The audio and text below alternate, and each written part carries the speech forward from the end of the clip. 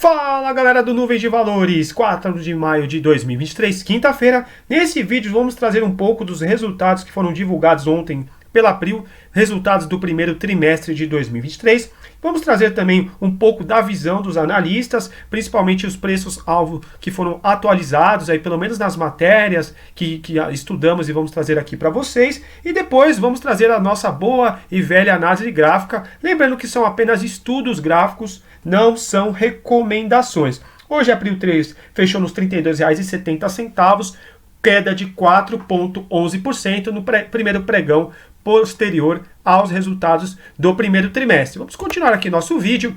Os resultados da Prio 3 referentes ao primeiro trimestre de 2023, eu vou deixar sempre que eu utilizo uma matéria aqui para fazer o vídeo para vocês, eu deixo sempre o link no comentário e na descrição do vídeo. Esses números foram os que foram mais debatidos nas matérias que eu consultei, que ao todo foram 4 matérias. Tem mais resultados. Eu indico a matéria do Infomoney que eu achei mais completa referente aos resultados da Prio 3 e alguns dos números que foram repetidos nessas matérias. Receita total do primeiro trimestre de 2023 da Prio 3 ficou na casa dos 564 milhões de dólares, alta de 82% referente ao primeiro trimestre de 2022. EBITDA alta de 56% em relação ao primeiro trimestre de 2022. Ficamos na casa dos 352 milhões de dólares e o lucro líquido ficou na casa dos 231 milhões de dólares, praticamente ficou no 0 a 0, alta apenas de 1%, correspondente em comparação ao primeiro trimestre de 2023, em comparação ao primeiro trimestre de 2022. Tem mais números. Oriento vocês a sempre se manterem informados referentes aos números das empresas.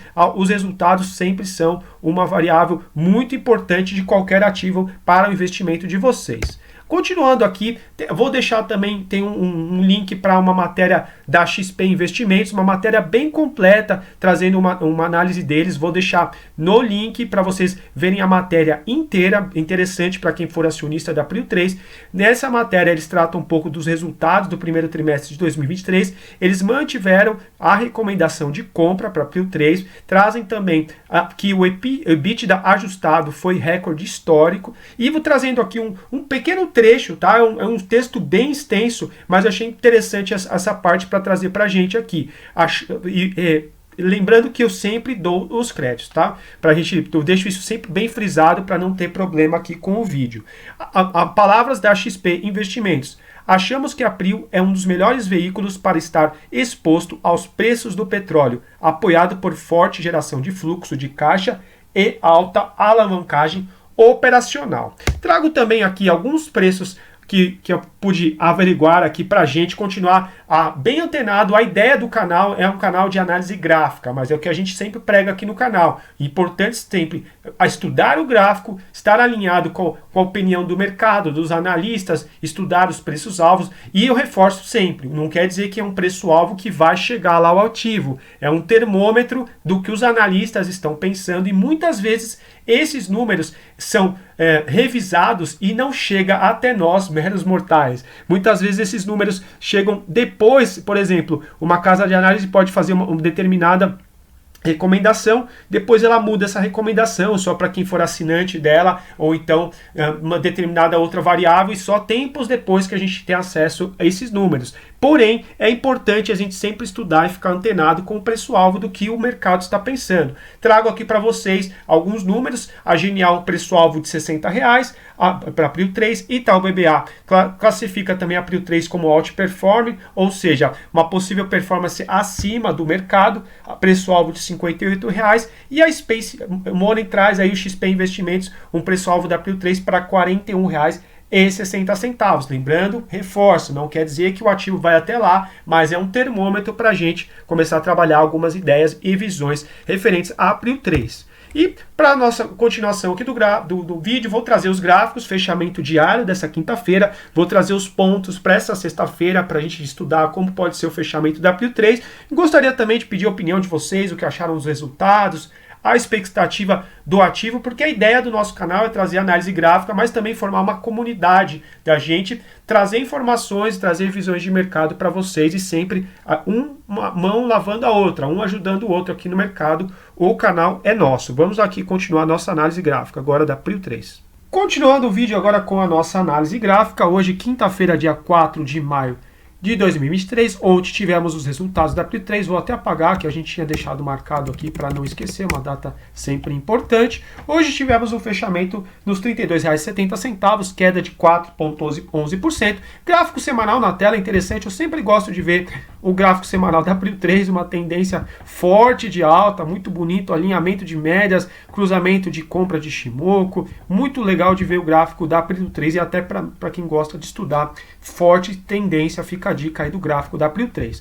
E a gente continua o quê? Aqui, com um cenário bastante parecido da semana passada. A gente, para quem está chegando agora do canal, a gente trabalha aqui o estudo gráfico com as nuvens de Shimoku e algumas médias clássicas, tá? As médias mais importantes aqui para a gente é principalmente a nossa média vinho, que é a média longa, a média de 26 períodos, aqui a média mais lenta do Shimoku, a média verde-limão é a média de 9 períodos, e a vinho é de 26 períodos. Então essas duas médias são do Shimoku e a gente tem sempre a nuvem que ela é plotada no futuro, a nuvem do Shimoku, o preço ainda está aqui, por exemplo, na semana de 2 de maio, a gente já tem a nuvem que pode ser como região de suporte e resistência e definir a tendência mais de longo prazo aqui do gráfico semanal. A gente já tem a nuvem até 30 de outubro de 2023. E o que temos? A gente chama atenção que continua com um cenário bastante parecido da semana passada. A gente teve um cruzamento de venda, que é um cruzamento de venda fraca, quando a gente já tem a média verde-limão cruzando abaixo da média vinho, tá? Muitos traders estimou que a partir do momento desse cruzamento